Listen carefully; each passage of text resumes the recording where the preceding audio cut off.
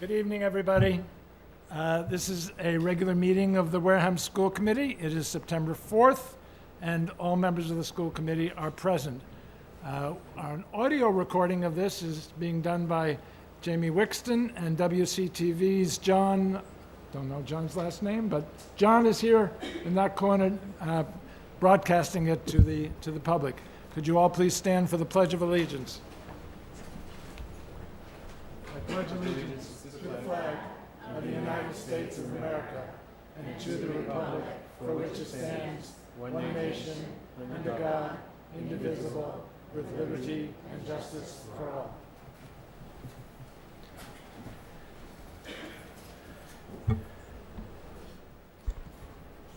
As some of you may recall, in a prior meeting, we approved the Massachusetts Association of School Committees to head our search for a new superintendent.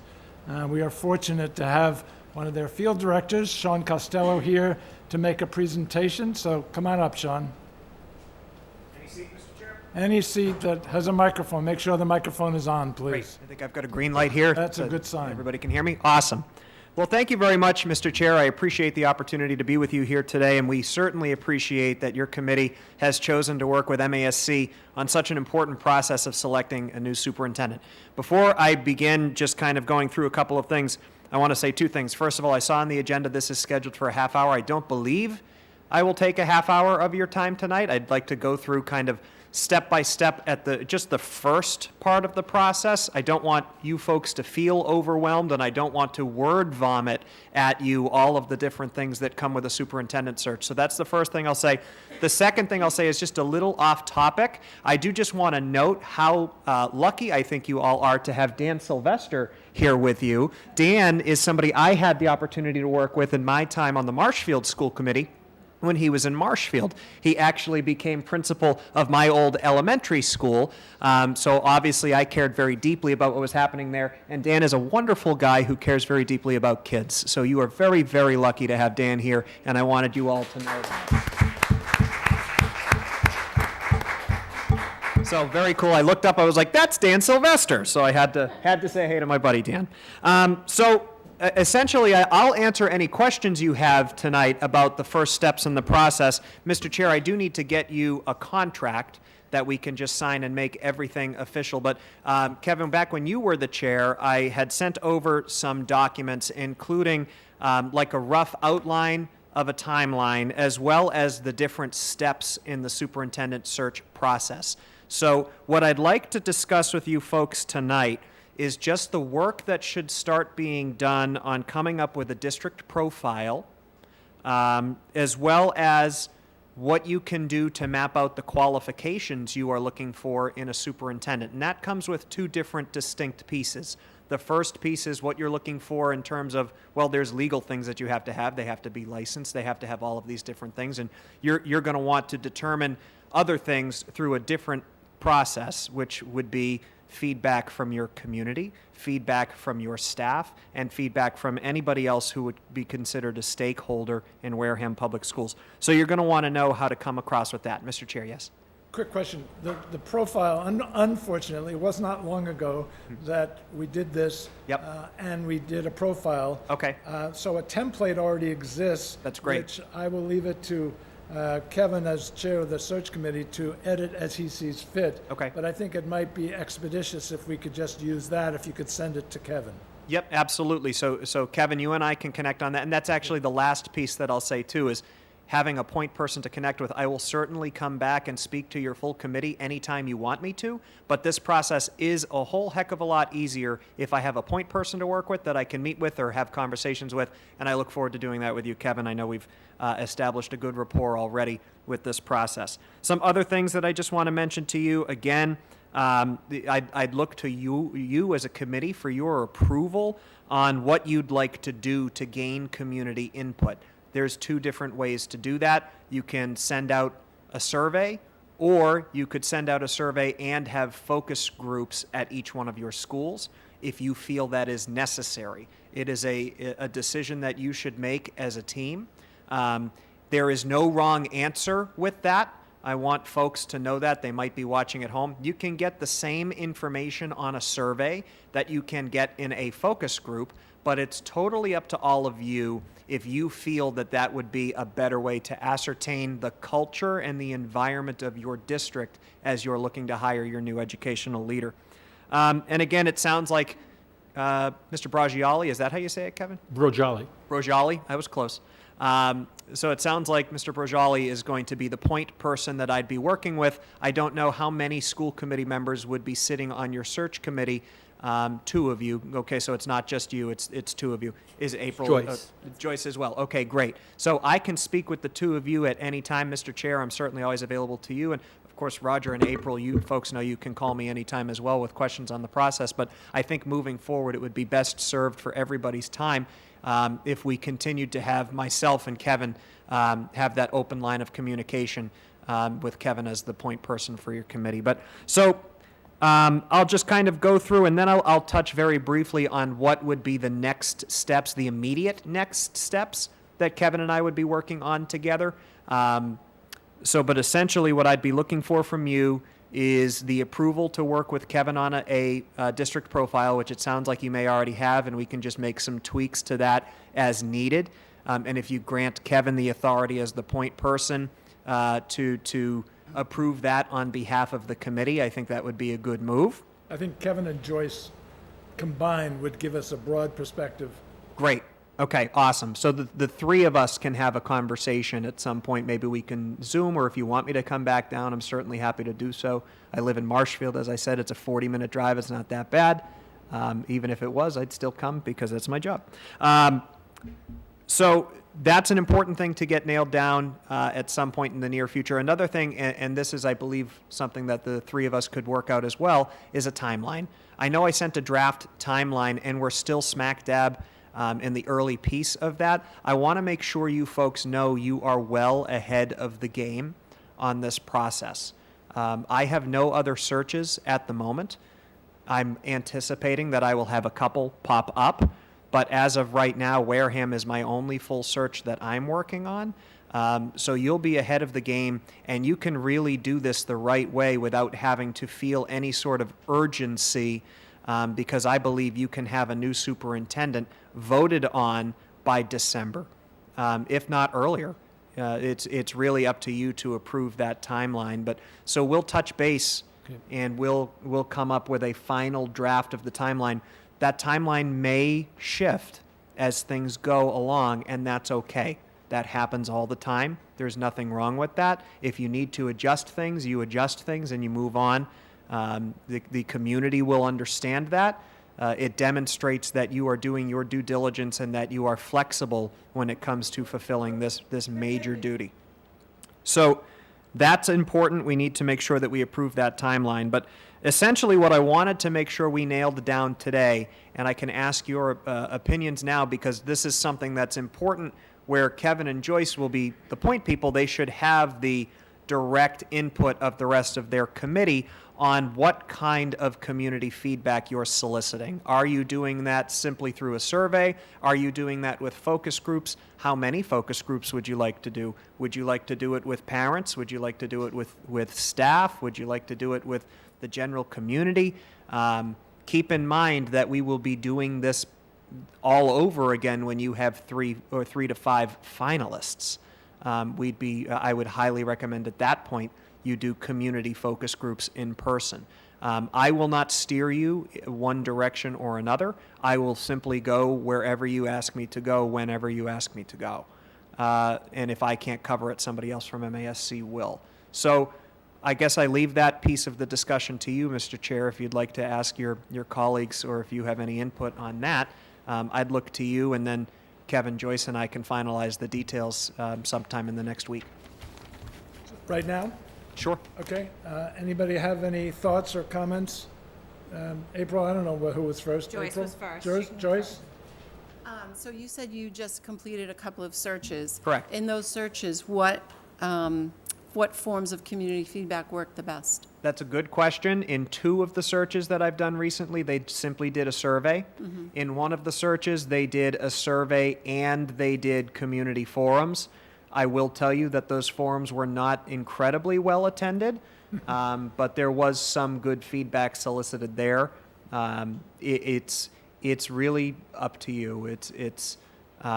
There's absolutely pros and cons for both scenarios. So it's whatever fits what you believe is the needs of your district. But so those districts decided differently. Okay. Well, because if my memory serves me, the last time we did a superintendent search, the public forums were not well attended here either. So we'll just keep that in mind. April? So I agree, the survey, I know that we have in-person ones that haven't been attended, or these focus groups that can be Zoom-oriented for families that might not might have transportation issues, or community members that might not have the ability to get to an in-person focus group. I think the more input that we have from the community and the parents and the staff, I think all three are important in hiring a superintendent, because that's three different perspectives, and we do have a good chunk of people that are our town meeting population that comes to this. A lot of them no longer have students in the school, and I think that that's a population, like even if it's a focus group at the Council on Aging where they do a lot of their activities, whereas they are voters in the district as well, to understand what our needs are, because they might not understand. Right. I think is important to get that input, and that they also get that information that they may not get electronically necessarily, if that's an option. But I definitely think I would want to hear from families and staff members and the community. I think all three's input is hugely important. I would very much tend to agree with you, and whichever method you choose, I would make sure that you're making a concerted effort to hear from those groups. To answer the question about the virtual component, I did do a search with Braintree last year, obviously a larger district, but still same end goal, to hire a qualified educational leader. And Braintree held a couple of Zoom forums, one that had probably around 20 attendees for parents, and then another one, they actually did a specific one for their LPAC, which only had a few attendees, but still it's a group of parents that committee had determined needed their own forum.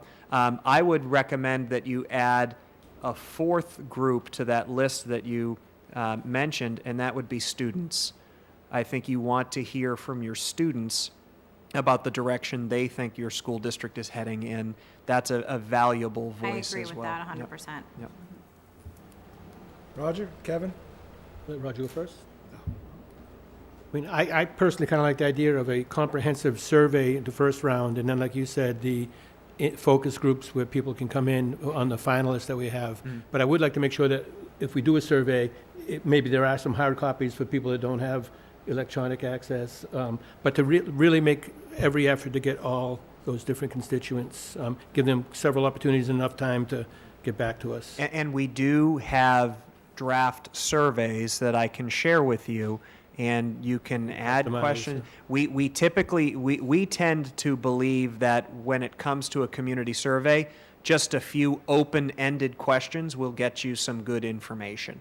But it's really up to you. I can share with you those drafts, but we won't send anything out certainly without your approval, and we want to make sure that you're comfortable with what it looks like. I don't really care about the order, the sequencing of requests for feedback, but I think you could be legitimately criticized, even if the attendance is poor, if you don't make the effort. So I would strongly recommend that we do it, and hope that we get a number of people showing up, but at least we've tried. So that's my 2 cents. Would that be a survey and feedback, and focus groups? Yes. Yeah, well, Yeah. okay. I agree with that. So it sounds like the consensus may be leading to some focus groups, which is great. If they are not well attended, don't be discouraged by that. Sometimes that means that there's nothing people feel they need to come out and complain about. Yeah. If they're not well attended, that's too bad, but we made the effort. If they're not well attended, it might not be too bad. It might mean that things are going really well in Wareham. Well, I still Yep. enjoy that interaction, and I'm sure my Right. colleagues Oh, absolutely. would enjoy the interaction as well. For what it's worth, we did this in Marshfield a couple of years ago. Before I worked for MASC, I led our own superintendent search, and we did do focus groups in the first round as well. So we can certainly start the process for getting those done. Again, you're very early to the game, so there's plenty of time to do all of this. Just one more point. I think Kevin's sequence of the survey first and then the focus groups makes sense to me, because we could learn something from the survey that might be helpful in setting up the focus groups. But just, and once again, my 2 cents. So, thank you, Mr. Chair. Yes, absolutely, and I apologize if I was cutting you off. No. So what I would say then is to Kevin and Joyce is to continue to have these discussions with the committee and, of course, in your public session. If there's anything else you feel needs to be mentioned in public session, I would do that while the agenda item is here, because what I'd be looking for from the 2 of you is working with me on those surveys and on the questions we'd be asking at the focus groups, because that would be our way of ascertaining the culture and the environment of your district. That's very important, because we need to know all of that as we move forward. So what happens after the focus groups and after the surveys is we look at the common themes of what people say is going well in Wareham, what could be going differently in Wareham, and what they'd be looking for in the next educational leader. And that should inform a couple of different things. It should inform the final draft of the district profile, if there's anything written on that profile about what you're specifically looking for in your educational leader. It informs the questions that the search committee would come up with for the first round of interviews. So that data would be provided to the search committee, and they would have to keep that in mind as they're coming up with questions. That's how the community directly has the impact on that first round of interviews, as their feedback directly informs the questions. And then it also informs who you select for your search committee. So we are not at the point yet to be talking about the composition of your search committee. That is one of our next steps after we determine all of that and after we start implementing the focus groups and the survey. But essentially, all of that data that you get should tell you, okay, well, we need to make sure that we have people who are, telling us they want to focus on these certain things, or all of that data can be helpful in determining who you select for your search committee. I will not push you to select a certain amount of educators. I will not push you to select a certain amount. That is all up to you folks, but I will push you to have at least one student on your search committee. I think student voice in these processes is incredibly important, and I'm sure you agree with that, but that would be the only recommendation I would make to you right now in coming up with your search committee. Before I go into next steps, are there any questions on anything I've mentioned so far? All good? Okay. Good, So proceed. the next steps, and this is what we will be working on over the next few weeks. Again, Mr. Chair, I'll need to get a signed contract with you. Kevin, I may have sent you a draft contract. If I did, I'll dig it up. If I did not, I will make sure that I send that over to you, Mr. Chair, just so we can get that all situated. I'm not worried about that. Some things that I will go through with Kevin and Joyce would be some of the open meeting law and legal requirements that come with a search, just to make sure everybody's on the same page. Once you have a search committee established, I would do probably an 1.5 to 2 hour long training with them, specifically on the open meeting law and legal requirements that they would need to meet, so we avoid any sort of legal issues with the search. We'll finalize the district profile, and we'll start getting that out when appropriate. Once your committee has the chance to review that and approve it, that's when MASC can start to get the word out about your vacancy using that district profile. We'll finalize the qualifications as well throughout that process. We'll finalize a draft survey, and we'll start to disseminate that survey to your community when you feel it is appropriate. We'll also finalize a schedule of focus groups. It's something that we'll have to determine of how many they want to do. How many you folks want to do. I mean, are we going to do one for staff, one for the community, one for parents, and one for students, or are we going to do one at every school for staff, and are we going to go to their staff? There's a whole lot of different ways to do it, and we can determine that together once we have the chance to put our heads together on that. So that will be something we determine. And then we will finalize the timeline for when those happen. And then we'll just finalize a timeline in general for the search. And again, I'm very, very optimistic and pretty confident, actually, that you'll have a new superintendent named before the end of the year. Is it basically three meetings with the search committee and then two meetings and then the interviews, or how many meetings is the search? That's a good question. So we would have an introductory meeting with the search committee, again, where they would be trained on open meeting law. We would obtain, their signature on a code of conduct, on a agreement to not share any information that they receive. This is obviously sensitive personnel information that they would have, and everybody who applies in the first round has an expectation of privacy. So it's only for those in that room. We would need them to sign to acknowledge that. So we'll meet to do that. We will meet again to go over the survey results as a search committee and discuss qualifications, certain things that we are looking for specifically in candidates. I like to go through and have a consensus in the room on here's what we're looking for in terms of values, here's what we're looking for in terms of, how many, does this person have classroom experience? Is that important to all of you, to the community, to the search, and therefore to the search committee?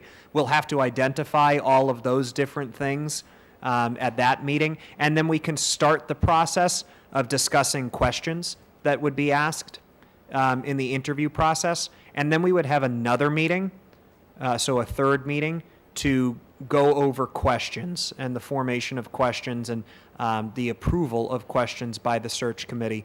All of that would happen with the search committee prior to any interviews being scheduled. So obviously you'd be getting applications at the same time.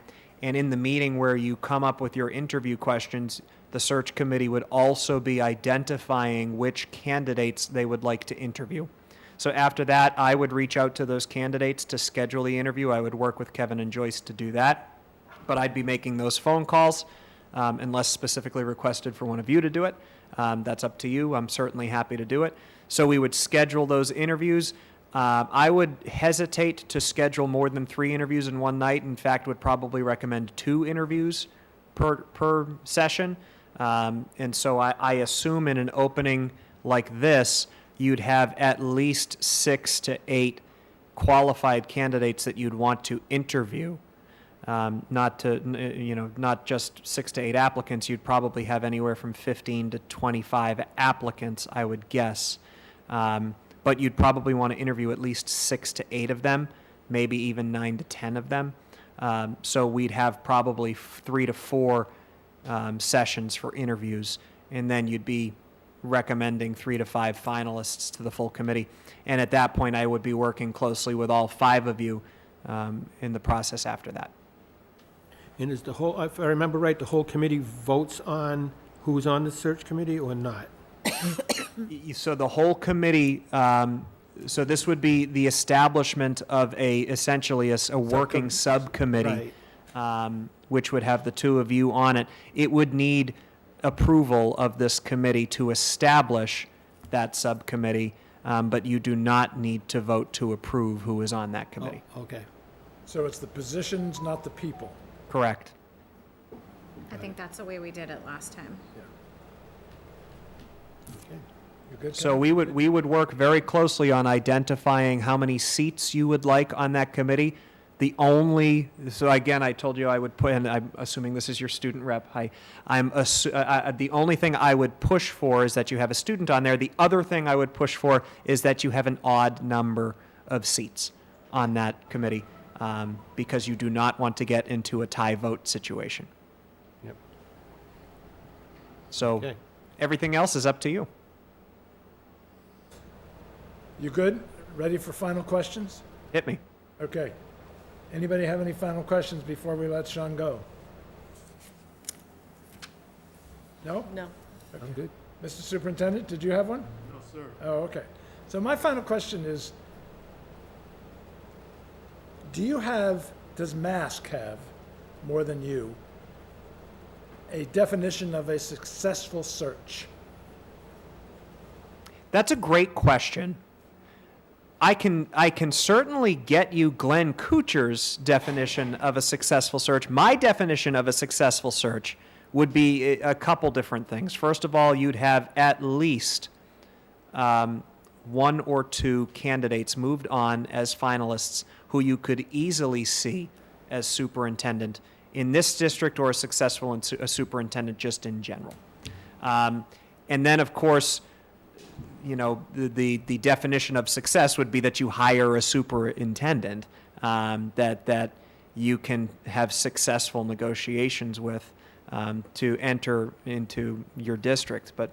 And then if just the contract language would be if they don't stay here for the entirety of their first contract, they're for typically 3 years. If they don't stay for the entirety of their first 3 years, if you move on from them or if they move on from your district in that time, we would come back at no additional charge as a condition of our contract to do a search with you again. I guess my question was a little tougher, but I guess I was too vague. Okay. I'm really talking, you had a question, Roger? Actually, yeah. So how do we get information about the candidates? Like, You as a school committee will Yeah. not receive information on the candidates who apply in the first round. You will receive information on the candidates who are named finalists. And that's for privacy reasons. okay. So my question was more a retrospective one, which Okay. is to say, I accept the fact that we really can't expect someone to necessarily stay more than the first contract, which is generally 3 years, I guess. Correct. Okay? But I was thinking more, was that superintendent, in fact, successful during that 3-year period in which they were the chief education officer Yep. for thousands of children? Yep. And has Mask ever done a retrospective review of people who became superintendents under their search process and said, gee, 25% were successful, or 50%, or whatever? And of course, you'd need a definition of success. Right. Have you ever done such a thing?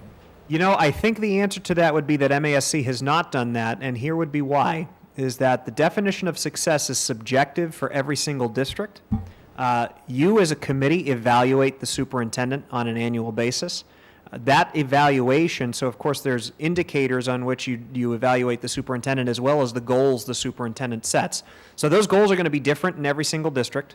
The indicators are the same for everybody, but you select certain indicators and then you use information that you collect throughout the year specific to your district. So I know that's a kind of a long-winded way of saying no, but it's a no because we don't evaluate the superintendent. We of course have to leave that to you. That's your legal obligation. So I guess the definition of success is not something MASC can define because the definition of success comes from you. It comes from all of you in your evaluations. You determine whether or not your superintendent is successful, and then we'd be able to look at that and say, okay, the committee may not have felt that this was the right fit, but it's still the person at the end of the day that you hire. You vote to hire that person. Yeah. I take your point, but I think just to plant a seed, you could ask the school committee at the end of the tenure of a superintendent to rate that superintendent from 1 to 10 or whatever. Yep. And that could provide an interesting database if you took that great rating and then used it against the kind of metrics that you could establish. Right. One of the obvious ones is we all know public education is under attack. I mean, that's a given. Whether it's legitimately under attack is a whole nother question. But the issue of whether someone has been successful is subjective in some ways, but in other ways it's not subjective. If I asked Priscilla, which I'm not going to, you'll be happy to know, but if I asked Priscilla to evaluate her education since she got to Wareham, she'd have an answer. Right. Okay? And that answer would be very interesting to me. I may ask you someday, but not tonight. You should ask her something. But it does seem to me that we have a fiduciary responsibility to have a sense of what creates a successful superintendent. For example, does does having been a principal or a prior superintendent, has that been an important piece of the resume to generate success? Or are non-educators who managed to get their superintendent license, but when you look at their resume, they're not perceived as an educator? Are those people more successful? I don't have an opinion. Right. I'm just saying those are the kinds of questions that it would be interesting to get an answer to. And here's why I don't have an opinion on that either, is because superintendent searches is kind of like dating. You're looking for your best match, and your best match might not be the best match for other people.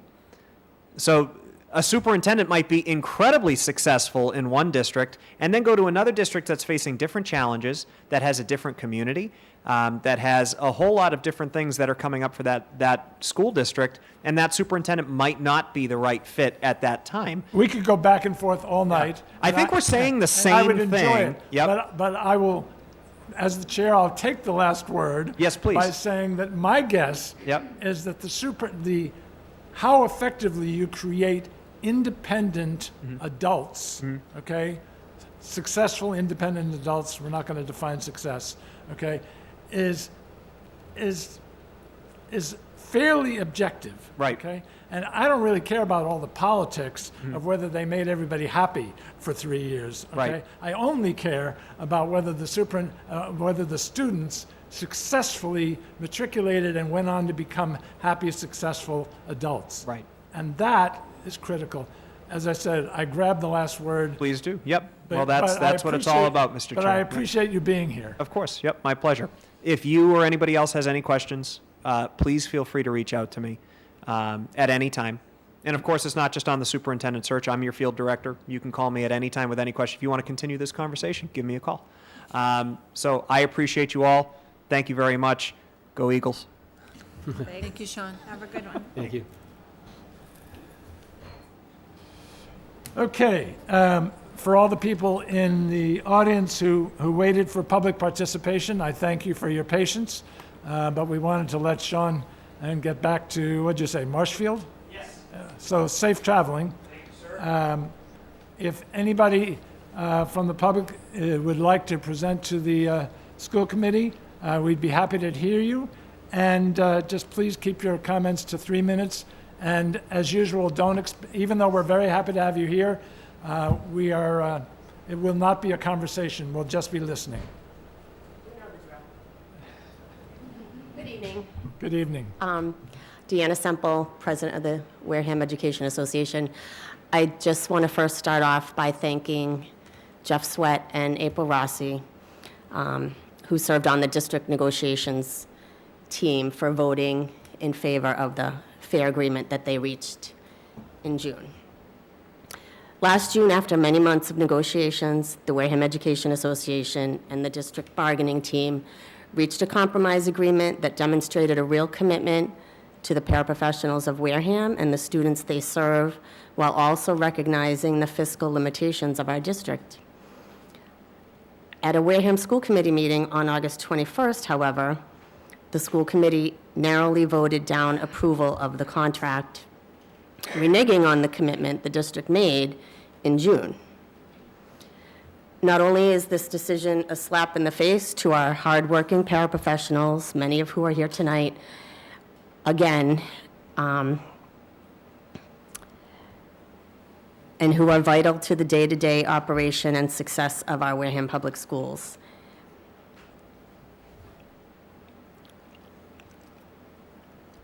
This also threatens to cost the district thousands in legal fees by forcing both sides back to the table to continue negotiations. We are asking that the committee reconsider and revote to approve this contract. Thank you. Thank you, Deanna. Would anybody else like to address the committee?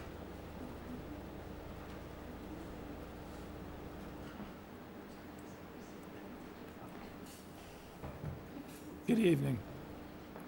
Hello. Hi, I'm Marilyn Morley. I'm a paraprofessional at Wareham Elementary School. And this is my son. Can you introduce yourself? Who are you? Who are you? What's your name? Molly.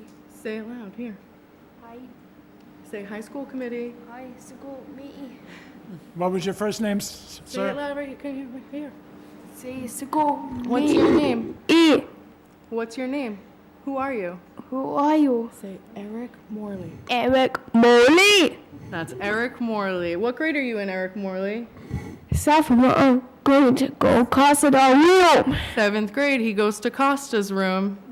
He's in the Learning Center program over at the middle school now. He actually graduated out of the ASD classrooms, the Autism Spectrum Disorder classrooms, and he's doing really great. He also started preschool with 0 language, none. Didn't know who to call me until he was 7 years old. I had no name. So until he was 7 years old, he definitely wouldn't have been able to introduce himself like that. It was mostly like a hi and then us translating for him. And he had ABA services also up until a few years ago. He was with Lisa Mayo, who he's had until he went to the middle school. They've all been really wonderful. But the biggest point is that the paraprofessionals in our building are so important because before I ever was a paraprofessional, they literally changed my life. He couldn't point his finger at what he wanted. It wasn't like a, show me what you want, Eric. He couldn't show me what he wanted. Every day it was hard, so hard for him, constantly. He had no means of communication, but he had ABA therapy, he had speech therapy, and constant support from paraprofessionals in his classroom to make sure that he got every service that he needed. And now, I think you might have broken a record today with how long you sat in a seat. That was really impressive. He's gotten really, really good, but I don't think, and I do apologize that he shushed you, but he's working on his patience still, but who is sitting in front of you is only possible because of the work the people sitting behind me have done with him. Otherwise, I might still have a child who couldn't tell you who I was or who he was and his teachers, and now he's doing wonderful. So I thank them every day. I think we need to value and appreciate these people so much more because you don't know your future. You might have a grandbaby or a niece or a nephew who can't say, Papa, I'm thirsty, or Auntie, I'm hungry, or this hurts, or I feel sick, because Eric couldn't do that, ever. I apologize. I would like you to wrap up, please. All right, can you say thank you and goodbye? Thank you, goodbye. Thank you so much, because I really hope you consider signing the contract. It's more important than you know. So Thank you for coming. Thank you. Eric, Thank you so thank you much. for coming. Thank you, Eric. Thank you. Have a great night. Thank you. Have a good night. All right, let's beat it, kid. Thank you, guys.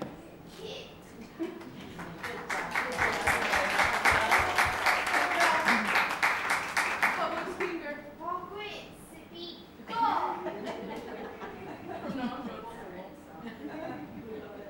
Is there anybody else who would like to address the committee?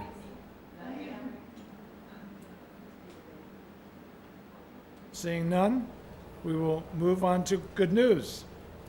Does anybody have any good news they'd like to share with the committee? Mr. Superintendent. So, we had a great start to the school year, knock on wood. Thank you to all of our staff that worked very hard over the summer, coming into the school year, to make that possible. We have kindergarten and preschool starting on Monday. That's always a fun day too, having our youngest kids coming into school, so we're looking forward to that.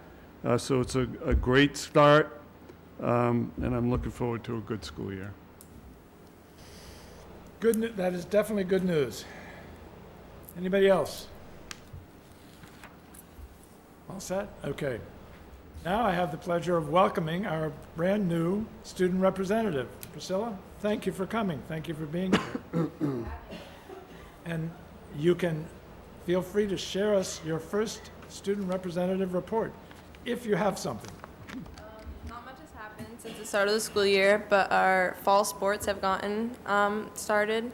Last night was volleyball's first home game, and we won 3-0 against Diamond. And then Outstanding. and then tomorrow night, volleyball also has a game, but field hockey, girls soccer, and football are away and have a game. This is very important to our student body. Many students participate in this, and as the school year goes on, I'll definitely be able to tell you more, and I'm excited.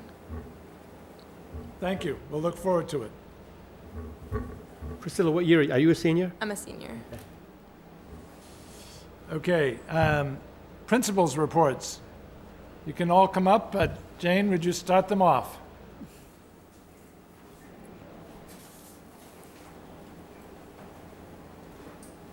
Does it feel weird to Tracy and Bethany to not come up during this? That's why she's smiling, they're all smiling. You said I saw her weird. hiding in the corner, so I just wanted to make sure I see you. If you're going through withdrawal, you can always come on up. Well, Bethany will be coming up soon at another time. So the Past Night School program began Tuesday night, September 2nd. As of right now, we have 44 students enrolled. Compared to last fall, we had 34. We have 12 school choice. Compared to last fall, we had 7. The breakdown, we have 3 9th graders, 10 10th graders, 22 11th graders, and 9 12th graders. So if everybody stays on track, we're looking at one of our biggest graduating classes since COVID. So it looks like we're on the upswing. And we are right now currently still located over at the high school. And we hope on the 15th to be moved over to the McDuffie Educational Center where the Past Night School program will be. They've been doing a lot of work. Tech has been great, painting, just fixing it up, and I think it's going to be a great asset to Wareham for their night school program to have their own space. So that's where we're at. Questions for Jane? Yes. Congrats on the high numbers. So we've had this conversation, I think, and you said that the change of location may have had something to do with the increase in enrollment.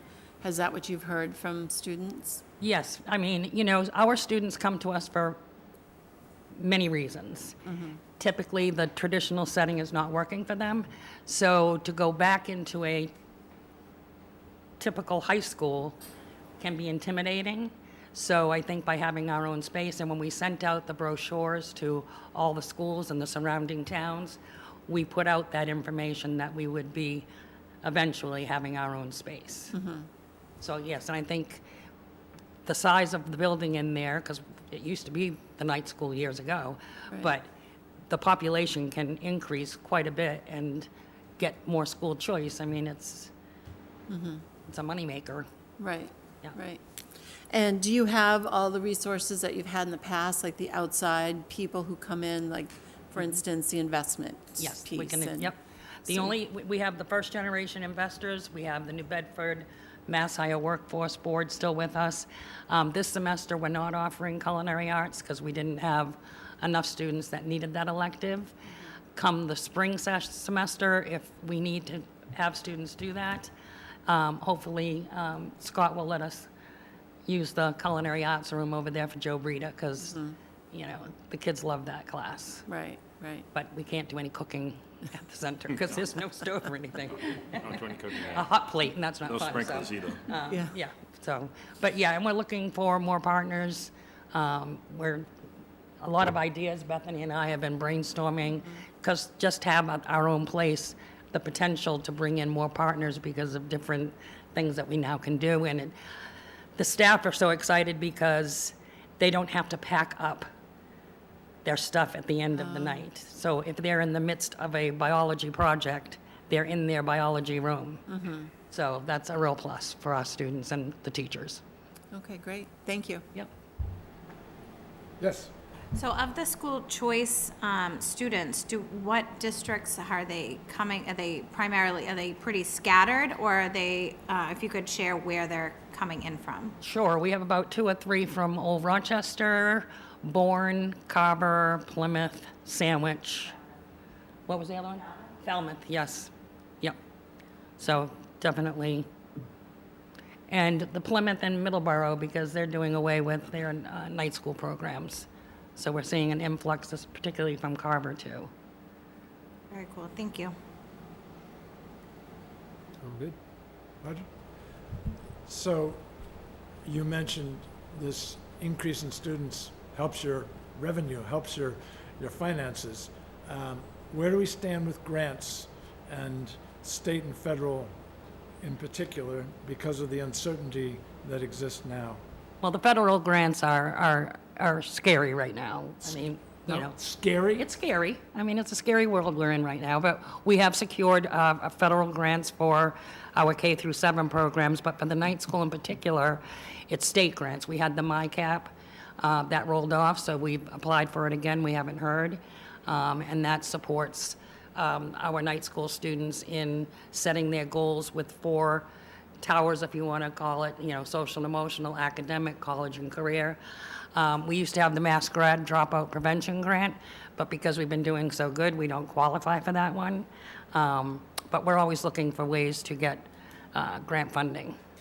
How much I'm still thinking about that word scary. How much money is at risk? For right now, FY '26, none. Ah, okay. FY '27 is another, because once the United States Department of Education shuts down and sends everything back to the state, we don't know what the federal grants are, how they're going to be dispersed. They'll probably exist, but in a different way. I see. Okay, so what you're saying is it's Bethany's problem. I didn't hear that. What was it? I said it's Bethany's problem. Well, I'm going to be there to help her. I'm kidding, I'm kidding. Okay, thank you, Jane. You're welcome. Is this your last principal's report? I guess so. Is it? Well, I don't know. You'd want to see me again before Halloween? I thought we were going to come one in October, yes?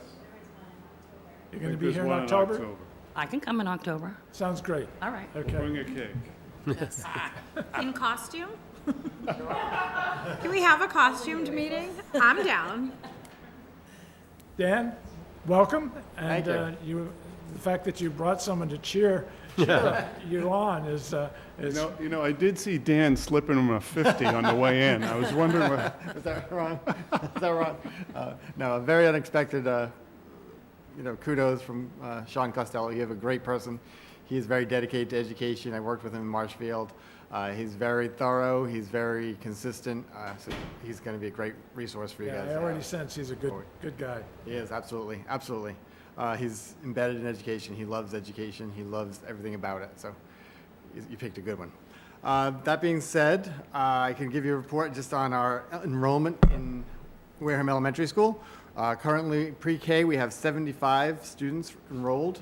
6.5, there are 9 sections. 6 of those are half days and 3 are full days. Kindergarten, we have currently 183 students with 9 sections. Grade 1 has 179 students with 9 sections. Grade 2 has 172 students enrolled with 8 sections. And grade 3, 160 students with 8 sections. And grade 4, 179 students with 8 sections for a total of 945 students enrolled. We are still enrolling students, believe it or not. We have students that are still coming in and registering. We're going to work moving forward to kind of try to find some creative ways to bring people in sooner, towards the middle to end of the year, to try to get their students registered ahead of time. It's vital to kind of knowing what our student population is going to look like on opening day, so we're not doing little shuffles at the end. So we're looking forward to kind of working on that moving forward. We had the Pre-KK Carnival, which was a huge success. A lot of parents and families showed up. The PK organized it. They did an awesome job. They had a petting zoo and a clown and a lot of activities, and I got to meet a lot of the families, so it was really exciting to see them and see the students. That was my first group of Wareham students, so I was excited to see them. We also did a meet and greet with myself, and we did a kind of play date style. I met with each grade level prior to the school year starting. I set up a schedule for them to come into the playground and just have some meet the PTA, meet myself. Some teachers showed up as well, and they were able to meet their teachers. Also online, we did a family forum at the beginning prior to the start day of school, which was fairly well attended. Not a huge attendance, but we could always use more. But I think it gets the word out there. We were able to answer questions to families and what their needs were prior to the start of school. We did a PBIS assembly for positive behaviors initiatives that we've done. It was a whole school assembly. The students were awesome. It's amazing that we were able to get the entire school body in one location. So that was just a huge success in my book. I was psyched. I had it in my mind that I wanted to do it, and we were able to get them in there, and everyone was listening, attentive, and very well informed afterwards. So the teachers were excited to be able to kind of have that common language that we develop in PBIS. So we'll be moving forward with that, periodically having whole school assemblies periodically throughout the year as well. Our classroom teachers are getting to know their students. They're starting to dive into the curriculum. They do a lot of fun activities as I walk around. They've been meeting students at the doorways, greeting them as they come into the building, enjoying their company out of the playground during playground duty, and now they're really starting to get to know their students' families, and the curriculum as well. So it's that time where we're starting to shift gears a little bit and look at the curriculum some more. And then we have open house to finish up. I have open house scheduled for September 11th for our students and parents and guardians to come in and visit the school and meet their teachers and get a grand tour of the place and meet me again if they haven't already met me. So I look forward to my time here in Wareham. I'm blessed to be here. It's a great school, great facility. When I look at that facility, it's pretty much everything I would have dreamt of putting in a school. I always say it might be a little bit smaller, but I'll take it for the size. I understand, yes. Questions for Dan? Yes.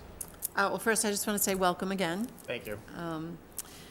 The preschool, you said 75, is that full? Are there, We're close to capacity. We'll still have some slots available, but we're monitoring it carefully.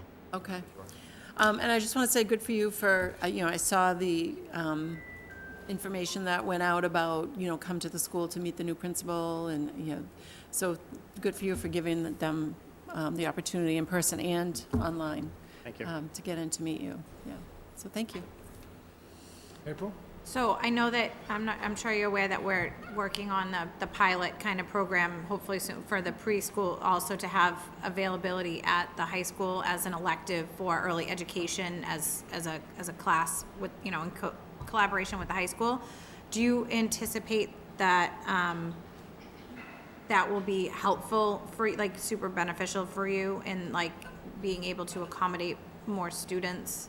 It will definitely give us an avenue to provide for more students. Wendy Owens, myself, Scott, we've been working together collaboratively with all of the crews that are in there working on it to get it up and running. And I think it would definitely be a benefit for us moving forward. Thank you. I just want to say welcome again, Thank you. and hope you have a great, productive school year. Appreciate it, Kevin. You good? Welcome. Thank you.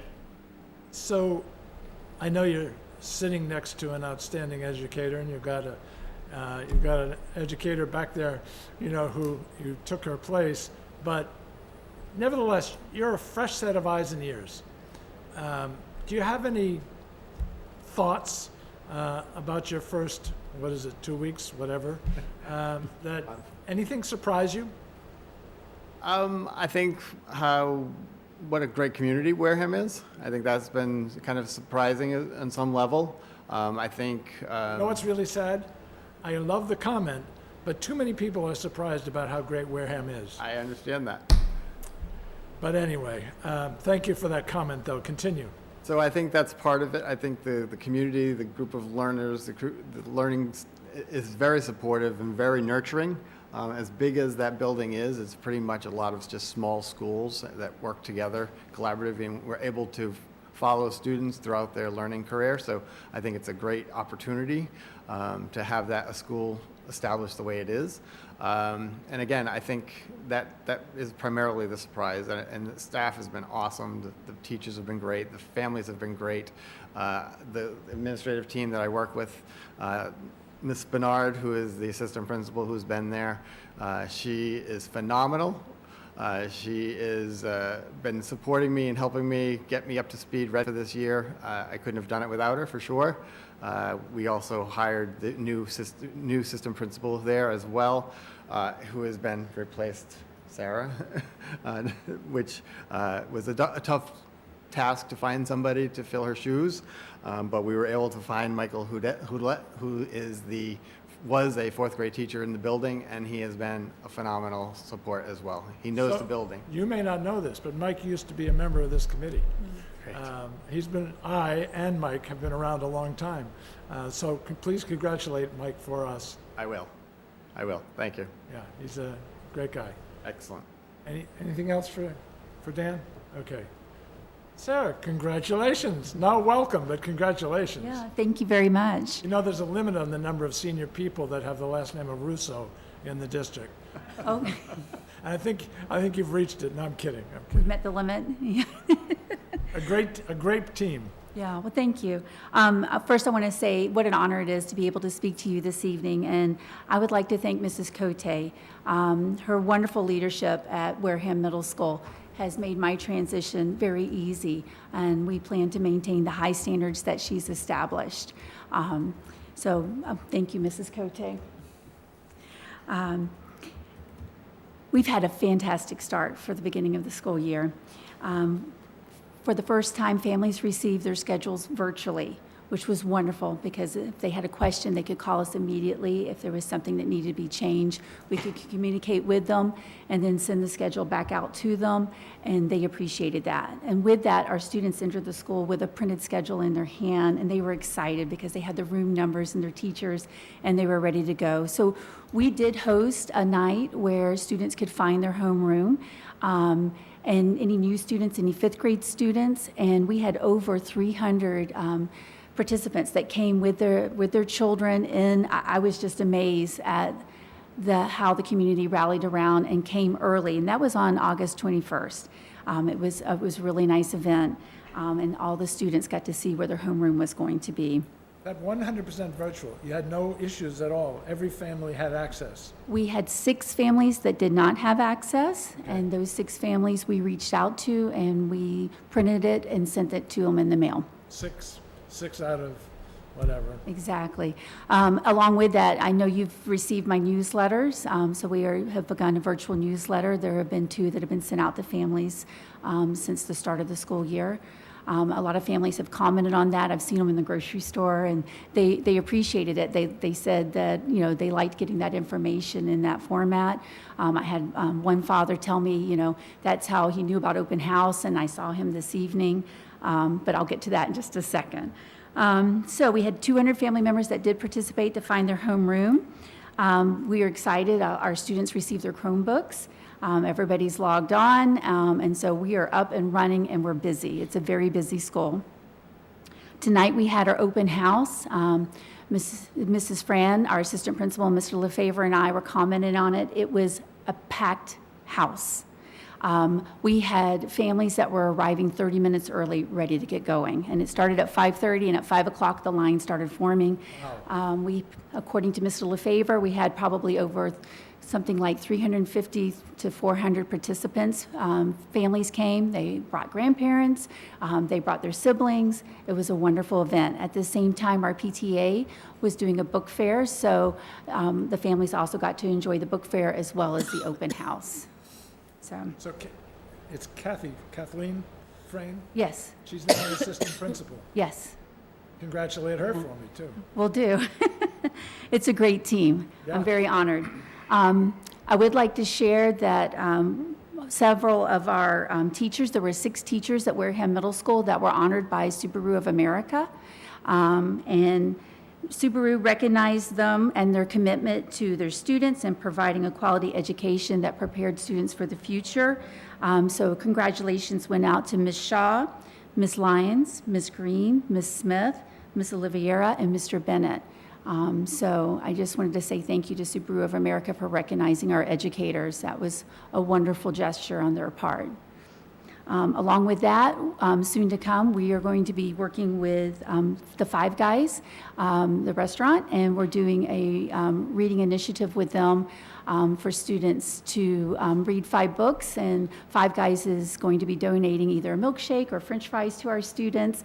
At the same time, we're going to be collecting gently used books, and Five Guys will then donate those books to schools who need that type of, books within their system. So more details to come with that. All set? All set. Questions? Yes. Your enrollment, your numbers, do you have those? I do. Right now, we're at average class size, roughly 2021 students per class. Our fifth grade's 140, sixth grade's 144, and our seventh grade is 137. Thank you. Of course. Anybody else have questions? Joyce? I don't have a question, but I want to thank you for making sure that we got the newsletter. You know, I talk a Absolutely. lot about newsletters, so I really appreciate that. And Dan, the same. I forgot to say that at the elementary school, so thank you. Absolutely. I think it's wonderful to have that transparency and that communication. We have a wonderful community. Everybody's very involved, and it's nice to highlight that and share that information out. It is. Okay, Yeah. thank you. Thank you. Kevin? I'm good. All good? Thank you. Thank you. Mr. Palladino? Hello. So I think we'll continue with the theme. It's been a great opening at Wareham High School as well. And it all started with our 8th grade orientation. And by far, we had the most number of students, parents, siblings at our orientation. We had over 100 students represented. We divided it up into 3 groups, 3 different times, and it was a great event. And I think that was the catalyst, really, for a great start. Every student had a tour of the school. Every student, their family had a brief presentation by administration. And they just hit the ground running day one. And we're excited and did a great job of transitioning into a new school. I know it's still early, but it's been a great start. And just really want to thank the families and the staff and obviously the students, most importantly, for that transition. I want to highlight, we're really excited about some of these new course offerings that we were able to carve out and create sections for creatively. The American Sign Language class is up and running, and I had a chance to observe the class twice already, informally, of course. And it's really going well. The kids are excited, they're engaged, and I can't wait to keep going in that classroom. I hope the teacher doesn't mind. Our AP African American Studies class is up and running, basic business communication. We have a bunch of biology classes that we're running. The EMT course as well, I sat in on that twice already. I think the teacher's going to start using me in the classroom if I keep going in there. But the kids are very excited about that class, and they're excited about the potential to become licensed as an EMT in the state and potentially have a job. And so that's going well. The officiating 101 class, I sat in yesterday, and they were going through some rules and situational examples of what they would have to do in certain situations. So that's going really well. Mr. Gardner has really embraced the curriculum and is really doing a great job with that. So there's a ton of other classes. I won't bore you with all of them, but we're excited about those classes. I know it was mentioned, Dan talked about the preschool. That's making really great progress, and we anticipate that classroom opening up on the 15th. It's a whole transformation in that room from where it was to where it is now. And tomorrow, the last pieces of tile go down, and then we can start waxing the floors and getting it up to speed. So it's really been a great project with so many different people in the district, obviously under the direction of our superintendent, Dr. DeAndrea. And I just want to thank Bethany Chandler and Wendy Owens for their work, and obviously Dan's been over quite a bit. It's been great, so looking forward to that. We have kids that are already doing work. Dr. Chandler has been meeting with them. They're going to do a field trip over to the elementary school, and they are ready to support the students on the 15th and every day moving forward that they're there. We have 16 juniors and seniors going to Bridgewater State as part of our dual enrollment program. It's an amazing program. We have 4 students who are going to have 2 years of college completed before they graduate from Wareham High School, which is phenomenal. And the parents are very excited because that's 2 less years they have to pay tuition. So that's another great program. We're very fortunate to have that. How is the transportation on that program? How is the transportation? Yeah, how does it work? The students have to arrive by 7 o'clock. The bus leaves at 7:05 with or without them. And who pays for the The transportation? transportation is covered by the Wareham Public Schools. So our enrollment is, it's a moving target. We're at 544 students right now. We have 150 in the 8th grade. We have 80 in the 9th grade, 100 in the 10th grade, 102 in the 11th grade, 101 in the 12th grade, and 11 in grade 13. And this is up a bit from last year, but it is moving. We have a lot of kids moving into town recently, so I anticipate that number surpassing 550 by the time we get to our October 1st reporting date. 80 freshmen. 80 freshmen. That's been a small class in second grade, you might remember. We've been watching them come through all the way through the elementary and middle school. It's just kind of an anomaly. Everything is pretty consistent, as you can see, right around 100, and then we've got the small number. Some good news, we actually sent over our last recommendation for a paraprofessional today. So hopefully by Friday, we'll be at full capacity for staff, which is outstanding. Those positions sometimes can be very tough to fill.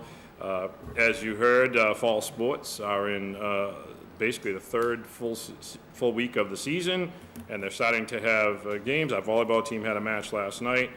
Soccer, football plays tomorrow night in Hull, and our clubs will begin to meet next week. Our open house is on September 18th, so I will probably be late to that school committee meeting if I'm asked to be here. Jamie's going to take care of that, I think, but that's from 6 to 8 p.m. Our picture day is Wednesday, September 24th, and I thought I was the only guy that got the 5-guy coupons, but evidently we are going to do that quarterly, and 5 Guys have been very supportive, and I talked to the regional manager, and she said she would give us more, by the way, if we need them. So, but we talked about each term for perfect attendance, handing out the coupon for the free shake or fry. So we're excited for the support, and I think the kids will be excited to probably get a shake. Dylan's gonna be so How about your mad health that he teachers? missed that. It's only one per term. They can afford it. And that's my report. Questions? Joyce? The ASL class, were you able to accommodate everyone who wanted to take it? I know that was, We were able to accommodate almost everyone. There were some scheduling situations where there were a few kids that couldn't get into it. But the good news is those kids will be here again next year that couldn't get into it. So we'll be able to get them in there. And I really hope that this, I think it is going to explode. And I'm hoping that potentially next year we'll need maybe a full-time teacher for it. well, you know, I'm very excited about that. Yes. And the preschool, is the enrollment, is it now full? I know at one time, I think right now we're at 8 students. Okay. We are going to invite, there's a wait list at the elementary. We're inviting those students. And certainly, I think once we get going, we're going to have more folks that are going to be interested. well, once you have a classroom to show them and. Exactly. Right, yeah. What's the dream number of students for 15. 15, okay. I was just sitting in the corner. Very excited about the preschool program. Very excited.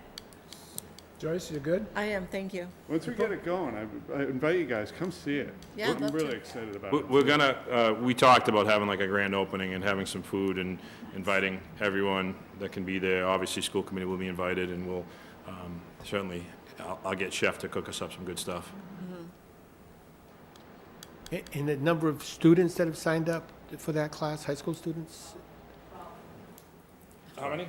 12. It's a semesterized class, and there's, I think there's 14 the second half. And I think, as Joyce said, once it's up and running, not only for the preschool kids, the high school kids, I think, will be more excited about joining once they realize it's Are and they we've seen there it happen before. All different periods or just one? Yeah, so each kid has a period, so Okay.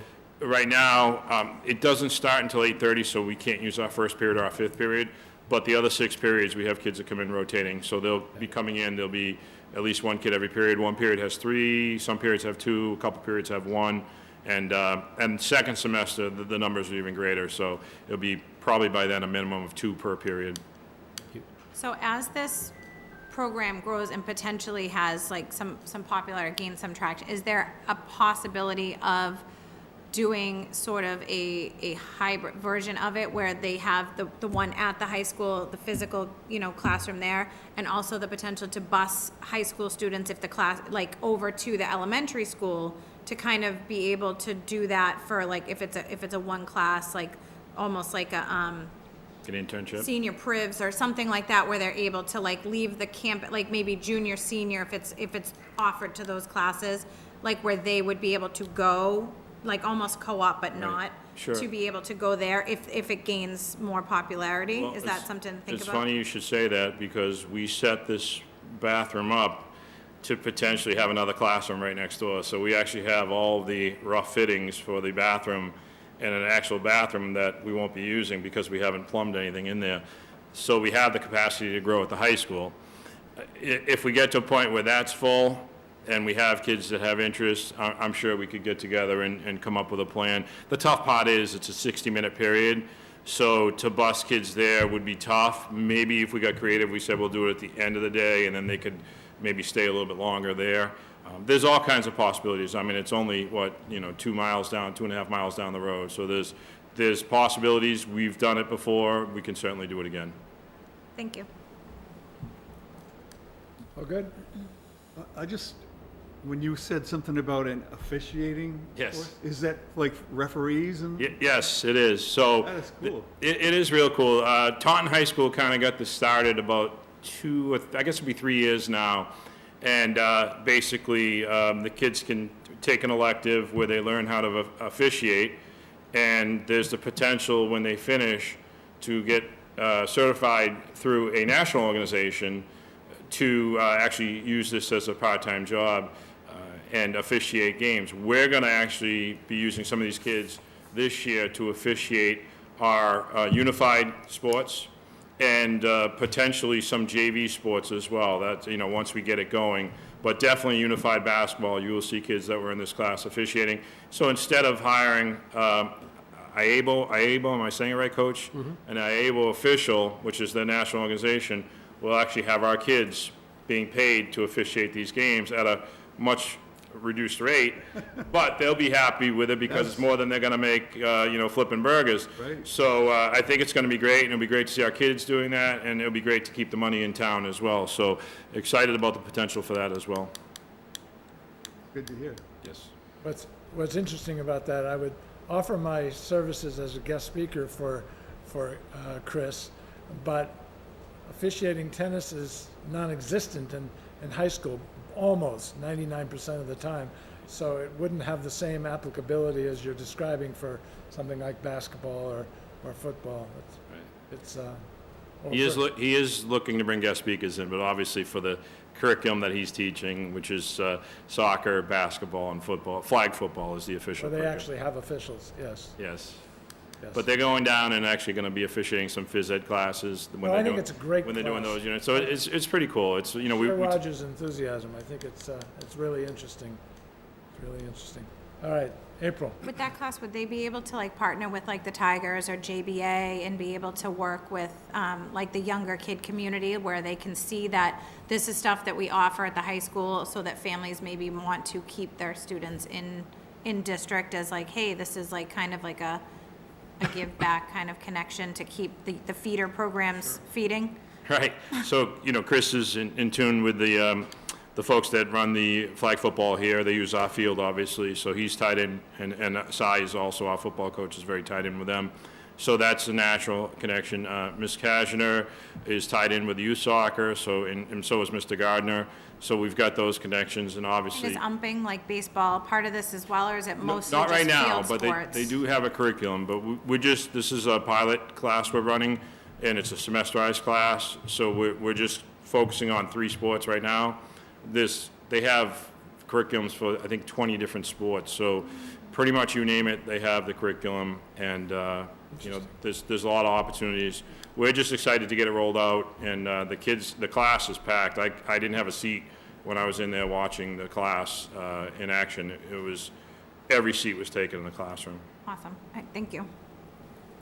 Sorry, just one more thing. I just want to say, the high school also put out a newsletter. Just want to give credit where it's due. I was So, wondering if you thank saw it. you. I said, wow, I guess we didn't. Yes, all right. yes, I did. Good. So I know thank some you. people- Clearly wasn't as good as Sarah's. I guess not. No, We'll no, work no, on it it. was, it was. No, All right, that's why I had we'll to get go it going back. a little better, I guess. Okay. I think you have a perfect person to teach that officiating course, too. We're very excited. We thank Mr. Murray for allowing him to give up a semester of a history class to do that. It was, like I said, we were just, with all these new classes, just trying to find a spot where we could make it work. It sometimes is, you're making decisions that are tough, and, what the schedule looks like in May and what it looks like in September are two different things. Everybody good? So I just two final things for all three of you. One is, at some point, and I assume you'll want to coordinate with Tracy Cote on this, I'd like presentations on NOEA. I understand they're given 3 times a year. I'd like 3 presentations.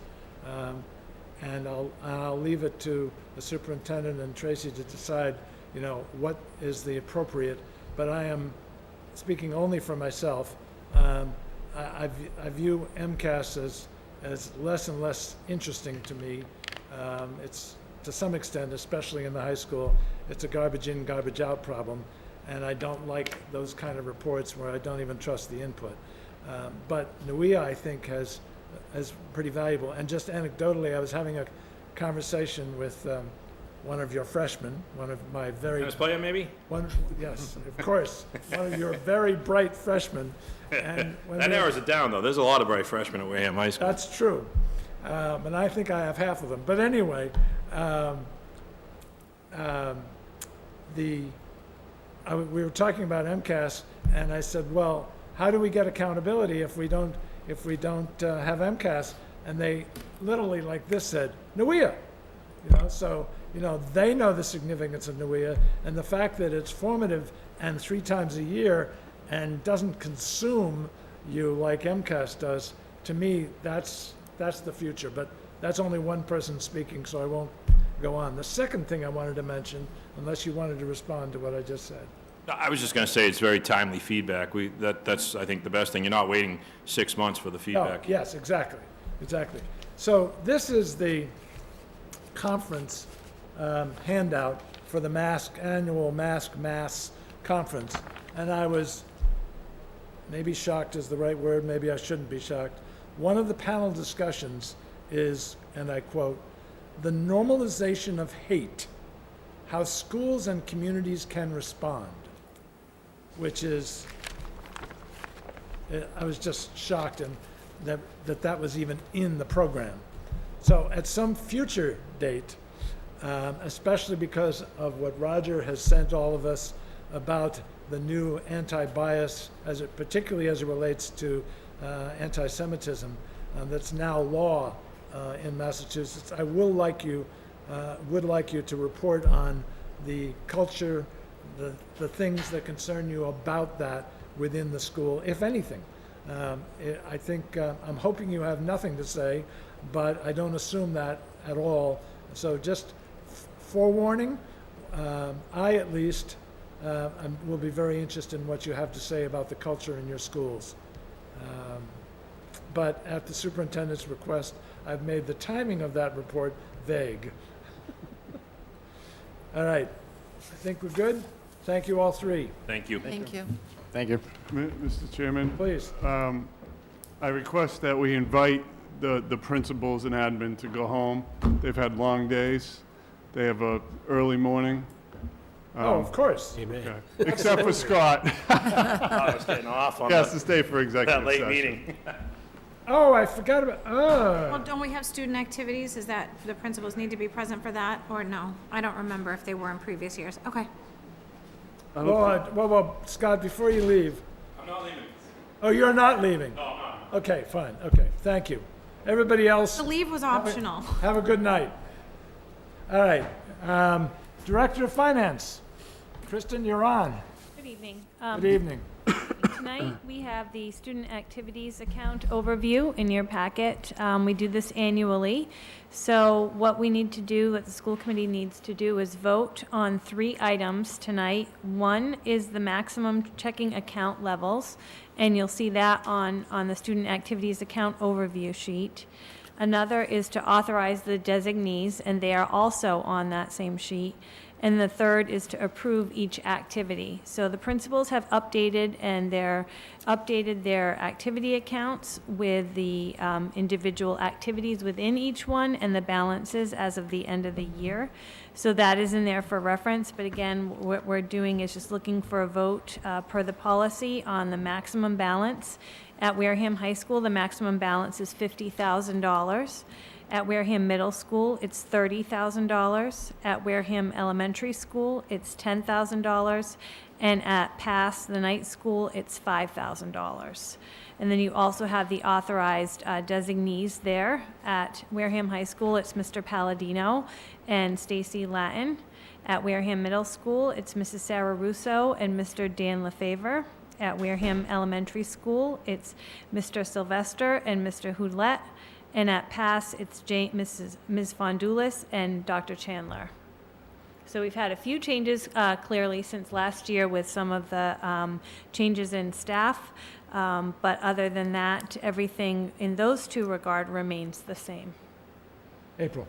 So looking at the attachment that came with this for just the high school, I know that there are more, the high school is continuously always adding more clubs and more activities, which is amazing.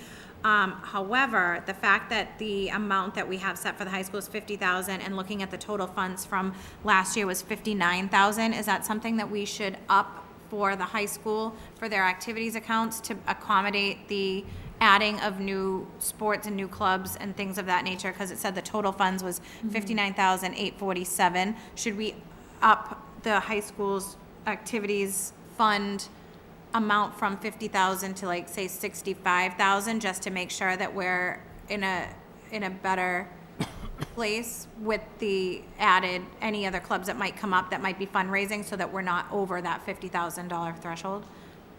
The threshold in the maximum balance is for the checking account. And then there's also, so the checking account is only funded as the checks are written. So that's how that works. The funds are kept in the savings account primarily, so but as checks are written, and this is the balance in each fund, but as checks are written, that is the maximum checking account level. I don't know, Mr. Palladino, do you have any thoughts on that? I just was looking at the number and I wasn't sure like how that was transactional, I but. think the answer is John Foster really controls this, but go ahead. And that's the town accountant, correct? It's never been an issue. I think we upped it just a couple of years ago. We did. And honestly, even in the spring when we have like the prom and DECA, we've never had a need for more than $50,000. And I would say, you know, that $50,000 is really giving us a safety. Okay, as long so as I it would- makes sense. I was just looking Yes. at what the total Sure. was of the funds collected Right. and wasn't sure how it was dispersed or how the disbursements work. So if it's continuing like to work, then that's fine. That was just the only question I had was looking at the total funds versus what we have authorized. I didn't know that there was like a separate. Yeah, we transferred in, and when we have check, I mean, it's been, Kristen, I think it's worked really well. Okay. Like I said, the spring with DECA going to nationals and the prom, that's our busy time for checks as far as large volume checks, and we've always been able to deal with it. It's never been close, so I would say keep it as is. Perfect, thank you. You good? Mm-hmm. Okay, anybody else? The two things, and I have nothing against Stacy, I'm sure she does a great job, but everybody else has chosen an assistant principal for their second signature. Why haven't you chosen to do that as well? Well, we probably give out more checks in a month than probably the other schools do combined in a year, so it's not something that you might have, you know, a dozen checks a year. We have a lot of checks that go out for various reasons for clubs. And she was a accountant at her previous job in her previous school, and it's nice having her right next to my office, so if there are any concerns or issues, she handles that. It's been, quite frankly, it's been a very frustrating job, and I felt like having someone new take this over who has that experience. We had, at one point in time, I think we had 7 accountants in a matter of 5 years because of the frustration with the town side of things during those times. It's been much better now, so I don't want to jinx it, you know, but it's been much better. It's not perfect, but it's been much better. Okay, and by the way, it's not the town accountant, it's the treasurer collector, Oh, okay? Who Tomato, unfortunately tomato to me. has retired. Died, correct. He's not gone, though. The second question, He's not he gone. told me he was going to be gone in June. They have not replaced him. I saw him last week. Oh, He said he's lucky still for the here. town, too bad for John. Secondly, the 5,500 in the account you're closing, which is the class of 2025, What happens to that 5,500? So they vote for where they want the money spent. I don't have that information with me right now, but Have they voted? they have voted. They said the class of 2025 has voted to use any remaining funds from their student activities account for donation to the class of 2026. Lucky you, Priscilla. Yes, we're very lucky. Well, that's good That for was very offsetting generous. dues and prom and Definitely. things like that. We That's still awesome. have, I think we still have one more yearbook bill coming in, so that it won't be, don't get too excited. Oh, because yeah. They still have one more bill because the yearbooks just came in a few weeks I ago, so. think Ms. Tarasconi said we get around like 1,700. I was gonna say, I was thinking it was between Which is 15 and really 2. good. So it's not the balance that's left. And the final question you're not going to like, but I have to ask it anyway. Did we have any student not graduate due to debt? No, no. We've never had that. We find ways. We have generous citizens in the town that will take care of it if needed, and if we have to, we'll figure out a way to take care of it. There's never been an issue. Never been an issue. Never been an issue. Okay, then let's not tell students that that's a threat. Let's not threaten students with that. We've never, That's what they're telling me. they're telling you they're being threatened with? Yes, with not being able to graduate. I think that what they may be talking about is having senior privileges. You can't have any debt. No. This is great. I wouldn't care about that. Okay. Okay, Joyce doesn't care about that. No, this is purely graduation. And someone's threatening them with, If they don't pay their debts, well, I'd like to know who that is. fine. Off As long as off it's- camera, of course. As long as it's not happening, that's all I care about. Okay. Wait, I'm sorry, I do have one more question. I wasn't sure this was the right time, but while you're here. The yearbook account has $7,800 in it, so I guess the way I understood it was kind of like a revolving account, right? So the money comes in, so students last year sold ads Right. that would offset the cost of their yearbooks. So why would there be so much money in there? So they have money when they need new computers. The computers that they have to use are very expensive, so the money coming in pays for that, pays for their digital cameras when they need it. So that's what they save for. All right, well, because this says yearbook ads, so if. There's a my- percentage of the yearbook, so the way the yearbook ads go is, so if they sell like a full page, it pays for the students, and Priscilla, help me out on this one if I'm wrong, class dues, their prom ticket, and then if there's anything left over, it goes to the yearbook. So that's where it would say, so they would get, say if it was a $200 ad, and the class dues and the prom ticket came out to about $175, $25 would then go to the yearbook. And that's over many, many years. That's not in one year. So you said class dues and a prom ticket, do you pay for yearbook? The class dues, the biggest portion of the class dues is the yearbook. So that cost is included in That's the class? right, and we do it that way because if we did it the other way, we wouldn't be able to produce a yearbook because we'd have so few students that would want to come up with that money. So they're very appreciative after the fact, especially at reunions and things like that. They're very thankful that we kind of forced the yearbook upon them, and it's a really nice keepsake. And it's actually, this past year's yearbook was by far the best yearbook I've seen coming out of Wareham High School. Did those students already get their yearbook? They did. They picked them up in late August. That's why I was saying there's one more bill. And I love the way we do it, too, by the way. A lot of schools will do it, that they'll give the yearbook out like 2 or 3 weeks before graduation, and they'll have skipped all of the spring activities, all the prom, My high school graduation. had no spring sports or anything. It Mine was had the in year next before's. ye- It was the next year's, or the year, so Year the before, year yeah. before, yeah. And it was awful. And you look at all these people, and you're like, they weren't in my class, and Right. Like, nothing, who are no they? pictures of the prom, no Right. pictures of No, I graduation. think that's great, yeah. It's something that's been traditional here for a long time. And at first, I thought it was a little different, but seeing the yearbook, it's amazing. It encompasses everything during their high school career. All right, so just one more quick question. Do kids sign yearbooks again? They still do, believe it or not. No, And my we kids have. didn't. They thought it was foreign to No, them. they do, and they ask, and there's not many people around in the summer, so they'll come in and ask me to sign it. And it is still a thing. I think when you see it happen is when we have the day in August where we open up the school for all the seniors to come in and pick up the yearbooks. Unfortunately, not every senior is available, so, but those kids are in there signing it, having their friends sign it. But I don't think it's as big of a thing as maybe it was in the 80s, Joyce. Yeah, so sad. No, I don't think Dylan no, I don't think Or the anybody signed 60s. Dylan's. Yeah.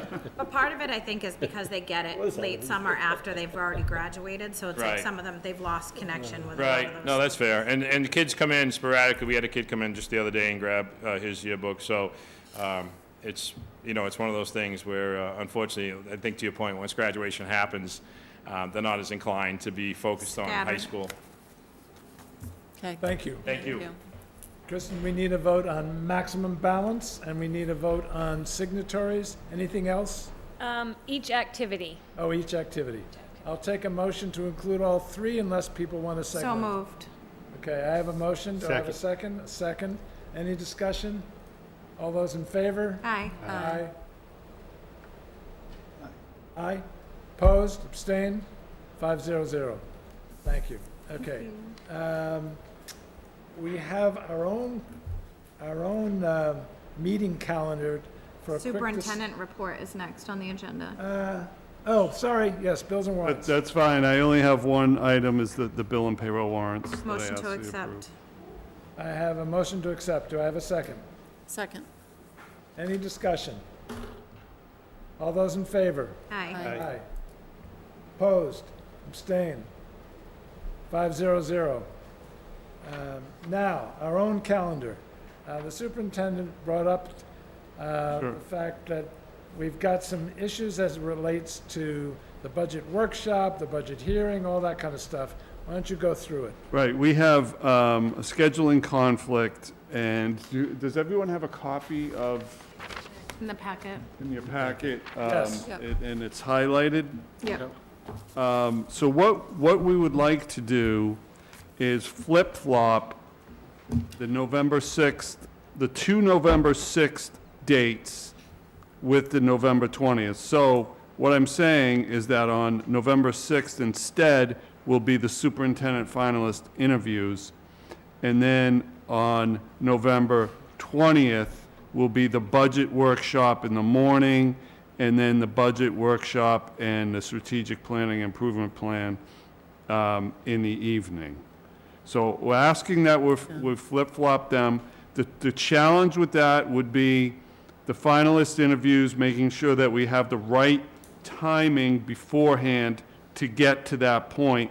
So if you go down to the bottom, you can see that we have the October 9th Superintendent Search Subcommittee, the rules and regulations, then the 23rd is the candidate selections, and then the 28th to 30th are the initial interviews. Right. It should work out okay. So What was the I'm conflict? going to suggest that we hold off on the vote on this. I know it's going to get a little close until the search committee works out the dates with Sean. That's fine. The one challenge is we got to get this All right. posted. The key is getting this posted. By when? Probably, I would say by September 15th. If we want to post it for 30 days, maybe even up to September 20th, because we're looking at October 23rd for the candidate selection. So that's be the time where the committee's going to All right, sit so down. let's vote on it next meeting on the 18th. Okay. Does that work for you, Jamie? Yes? Okay. And then the other thing was changing the October 9th date to October 8th. And that was that because of Sean? That's because of the superintendent's conference room. Oh, okay, that was the scheduling thing, right? So that, we're looking to just change that from October 9th to 8th. What was the conflict for the 6th and the 20th? You said that for a scheduling issue, like what was the reason to flip-flop it? Like what is the conflict on November 6th that the budget workshop can't stay as is? Just certain staff can't make it that we need there to talk about the improvement plans.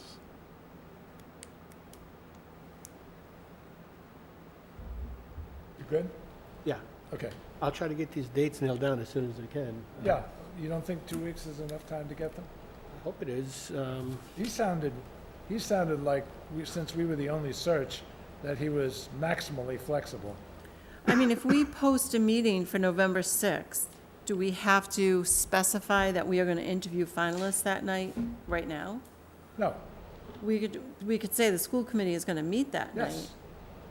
It's Might just be a 48 regular hours meeting, that would be but it might prior be a that we regular meeting, not a interview night. If if we weren't able to make Yeah, that happen. that's correct. Yeah. So I think we could still post Yeah. that date. Yes. Okay. You Okay, good? good. Okay, so we'll vote next time. Just also a quick reminder, for myself as well as others who are going to the conference, the less expensive rate is only good until tomorrow. So do it tonight if you're going. I know, April, you've already done it. Day one, baby, day one. Okay? Just go to the Mask website. It's simple. I've done it a zillion times. Send the invoice to me after you get it confirmed, send it to me. Oh, I just said bill the Got it. district. Okay. Any other business that anybody would like to bring forward? Okay. We're going to adjourn the regular meeting. Well, we and need a then- motion to adjourn. Yes? I'll take So one. moved. Yes. Do I have a second? Second. Thank you. Roger was the second, Jamie. All those in favor?